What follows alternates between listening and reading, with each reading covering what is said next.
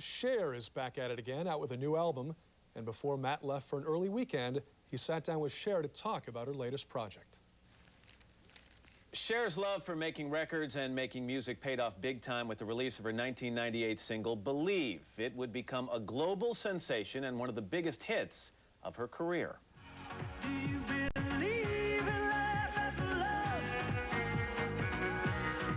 I can feel something inside me say, I really don't think you're strong enough now. Believe was Cher's first pop hit in about a decade and would not only gain the attention of her longtime fans, but also reach new generations of music buyers. Not bad for an artist who's been recording for nearly 40 years. Cher's new album, Living Proof, arrived in stores this week. Her first single is called Song for the Lonely.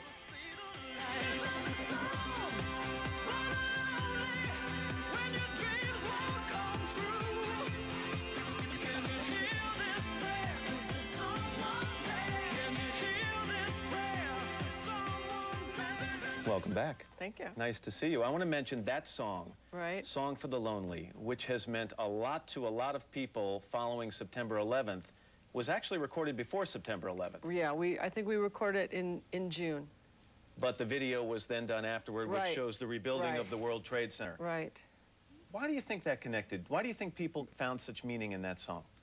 You know, I'm not exactly sure, but I think it's got a very anthemic feeling to it, and it's very positive in that you get over things, they hurt you, but you're strong, and when you go on, there's some sort of grandeur and uplifting for being able to go on. I mean, because you either go on or you stop in your tracks, and it devastates you. And I think that this song, somehow, it's so strong, and it's uplifting. It's about just pulling yourself up by your bootstraps and just going on. When you get up these days and you wake up, are you surprised, are you amazed at the amount of attention you're getting right now for releasing an album? This is Britney Spears kind of attention, this is J-Lo kind of attention, and you've been doing this a long time. Well, you know, I am, like, somebody asked me the other day, you know, what is the secret of your success? I said, I haven't got a clue.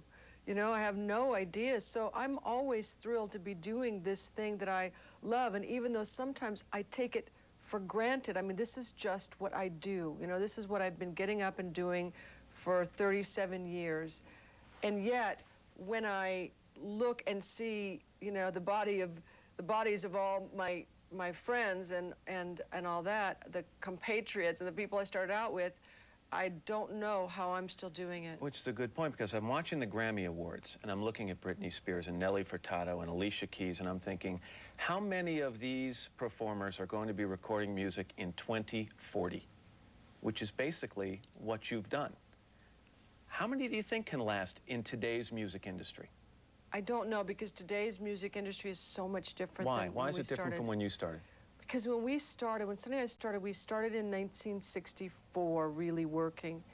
And we were very rough-edged. There was no stylist. There were no dance instructors. Image consultants. There was none of that. So we were very, you know, we sewed our clothes in our basement, and we were kind of rough. You know, we were not polished or anything like that. So are you saying in the early days you may have made some missteps that would have sunk you in today's music industry? I actually think that they were good, and at that time it was more not be perfect, be real kind of deal. And now it's more like you're presented to the audience as a finished package. There's no kind of work in progress, you know? Look, I was naked at the Grammys and the Academy Awards when people were shocked, you know? So I went through all that, but it was kind of like my own way. No one was kind of putting it together.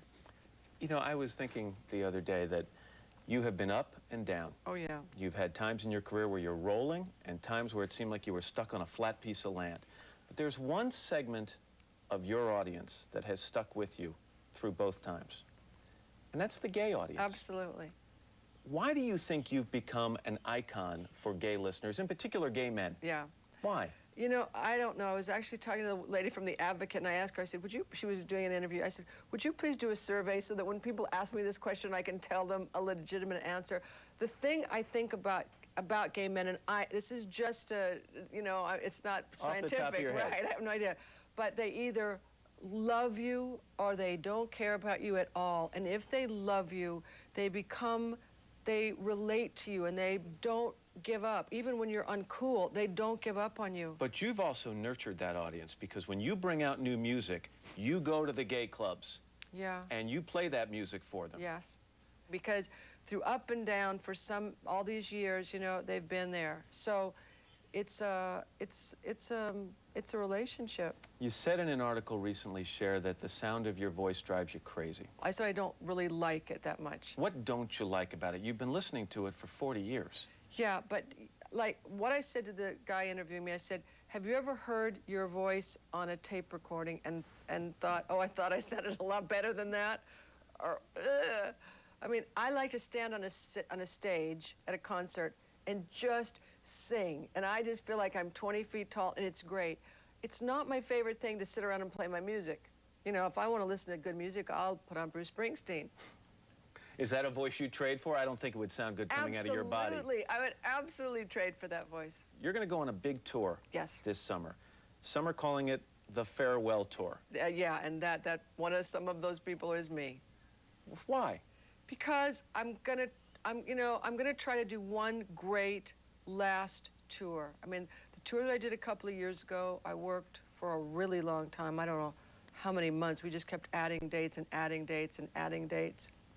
And I think I've got one really good one left in me, you know, one really great success tour. breeds energy. And if 3 years from now you release another song and it skyrockets and people say, Cher, come on back, do the circuit again, you're not going to go out there?